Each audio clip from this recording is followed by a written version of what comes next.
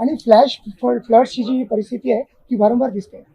मुळामध्ये काल जवळपास 186 मिलीमीटर पाऊस हा एका दिवसामध्ये नागपूरमध्ये पडला, पण त्यातलाही जवळपास 110 मिलीमीटर पाऊस हा 1 ते सव्वा तासाच्या अंतरात पडला. त्यामुळे अनप्रेसिडेंटेड अशा पद्धतीचा हा पाऊस होता आणि तोही जशी ढगफुटी होते तसा काही भागातच झाला. त्यामुळे त्या भागातले जे काही सखल एरिया होते किंवा लो लाईंग एरियाज होते त्या एरियामध्ये मोठ्या प्रमाणात पाणी शिरलं. विशेषतः 3 शाळांमध्ये त्या ठिकाणी रेस्क्यू ऑपरेशन चालवावं लागलं आणि सर्व मुलांना, जवळपास 450 मुलांना बाहेर काढावं लागलं. प्रशासनाने अतिशय चांगलं काम केलं. काही ठिकाणी बोटी वापरल्या, काही ठिकाणी रोप वापरले आणि जे काही रेस्क्यू करायचं होतं ते अतिशय वेगाने सगळ्यांना रेस्क्यू केलं. त्यामुळे कुठलीही हानी त्या ठिकाणी झाली नाही. पण निश्चितपणे लोकांच्या घरामध्ये पाणी शिरल्यामुळे किंवा काही ठिकाणी मोठ्या प्रमाणात पाणी जमा झाल्यामुळे काही काळापर्यंत जनजीवन विस्कळीत होतं. पाणी निघून देखील लवकर गेलं. अजूनही काही भागांमध्ये पाणी आहेच, त्याच्यावर कारवाई चाललेली आहे. आजही काल जे काही आपल्याला अलर्ट दिलं होतं त्यात ऑरेंज अलर्ट नागपूरला दिलेला आहे आणि संध्याकाळनंतर कदाचित पाऊस 5 वाजेनंतर मोठ्या प्रमाणात येईल अशी अपेक्षा आहे. प्रशासनाशी माझी चर्चा झाली आहे.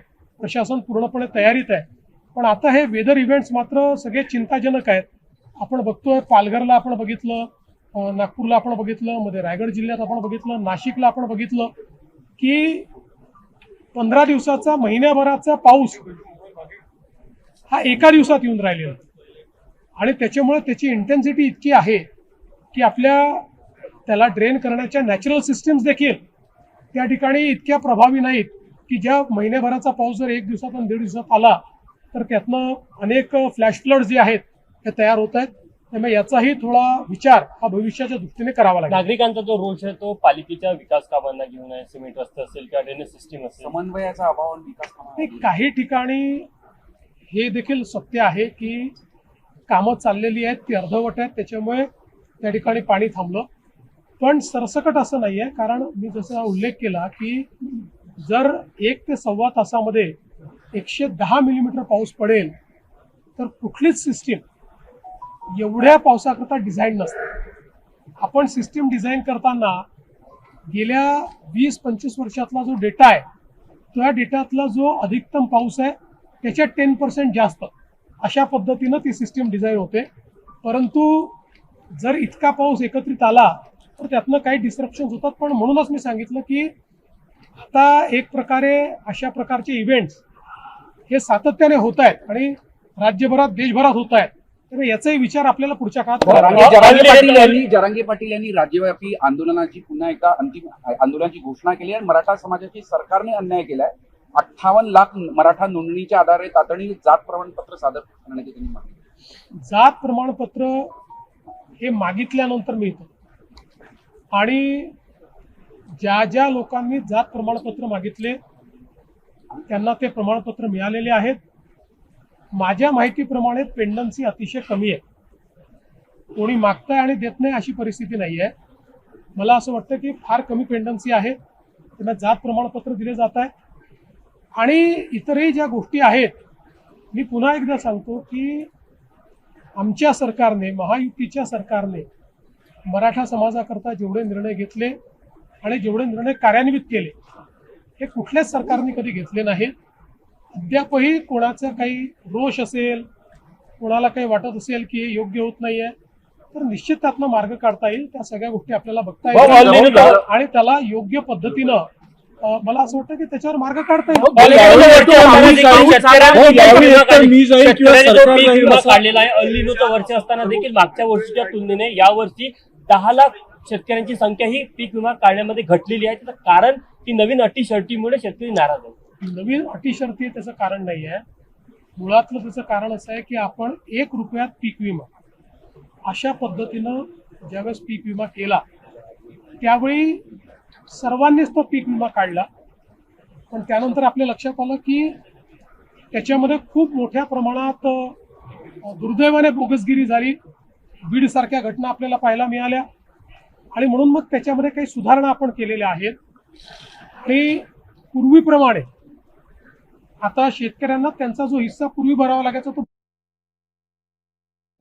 राहुल गांधी ने संसद में भाषण किया, आरएसएस असली शत्रु है, लोगों को अंधभक्त बनाना चाहता है, अमित शाह ने फायरिंग के ऑर्डर दिए, ऐसा सब आरोप राहुल गांधी का। मला असं वाटतं की मराठी मुझे ऐसा लगता है, मैंने तो राहुल गांधी का भाषण सुना नहीं क्योंकि मेरे पास इतना समय नहीं है कि मैं उनका भाषण सुनूं, क्योंकि उनके भाषण में रहता तो होता तो कुछ नहीं है। कोई भी विपक्ष का नेता जब बोलता है आरोप जरूर करे, कोई गलत बात हो तो उसके ऊपर जरूर बोले, टिप्पणियां भी करे, लेकिन आपने देश के युवाओं के लिए सकारात्मक क्या बोला है? आपने कौन सा सॉल्यूशन दिया है? आपने ऐसी कौन सी बात बताई कि जिसके कारण देश के युवाओं का कल्याण होने वाला? केवल दिन भर झूठी बातें बोलना, आरोप करना, इससे देश के युवाओं को कुछ मिलने वाला नहीं है। मोदी जी ने देश के युवाओं के बारे में सोचा है, ये नई पद्धति लाई है। मेरा विश्वास है ये बिल पास होगा तो इस नई पद्धति के कारण एक बहुत ही सिक्योर इस प्रकार की परीक्षा पद्धति आएगी और हमारे युवाओं का कल्याण होगा। एफआईआर विड्रॉ करने की मांग सब जगह हो रही है, क्या महाराष्ट्र में जो एफआईआर हुए विड्रॉ? महाराष्ट्रामध्ये पोलीस विभागाला आणि गृह विभागाला मी ऑलरेडी सांगितलेलं आहे की या आंदोलनाच्या दरम्यान ज्या काही केसेस झालेल्या आहेत त्या केसेस या परत घेतल्या पाहिजेत। महाराष्ट्रामध्ये पोलिसांनी फार संयमाची भूमिका घेतलेली आहे। साधारणपणे केसेस जर आपण बघितल्या तर मोठ्या प्रमाणात फक्त जमावबंदीच्या केसेस त्या ठिकाणी लागलेल्या आहेत, पण ज्या काही केसेस आहेत त्या परत घेण्याच्या संदर्भातले आदेश मी दिले। गडचिरोली जिल्ह्यामध्ये काही बोगस नक्षलवादी म्हणून पत्रकं वितरित करतात आणि सातत्याने या घटनेमध्ये काही वाढ पाहायला मिळते। मध्यंतरीच्या काळामध्ये नक्षलवाद्यांचे पुन्हा पत्रकं लागलेले दिसले आणि त्यातनं स्पेक्युलेशन देखील झाले, पण ज्यावेळी त्याची एक प्रकारे जांच करण्यात आली त्यावेळी असं लक्षात आलं की काही लोकांनी स्वतःच्या हिताकरता आणि स्वतःच्या स्वार्थाकरता काही गोष्टी मिळाव्या म्हणून स्वतःच ही पत्रकं लावली आहेत, त्यांना जेरबंद करण्यात आलं।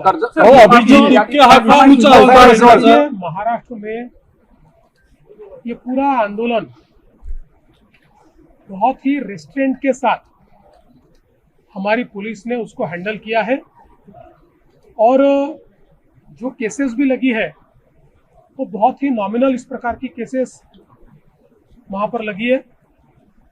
और मैंने कल सुबह ही गृह विभाग के साथ राज्य के डीजी के साथ चर्चा की थी और कल ही ये आदेश दे दिया था कि इन केसेस को वापस लिया जाए। प्रहलाद जोशी को उन्होंने राहुल गांधी ने प्रहलाद जोशी को दुष्कर्म का रक्षक बताया।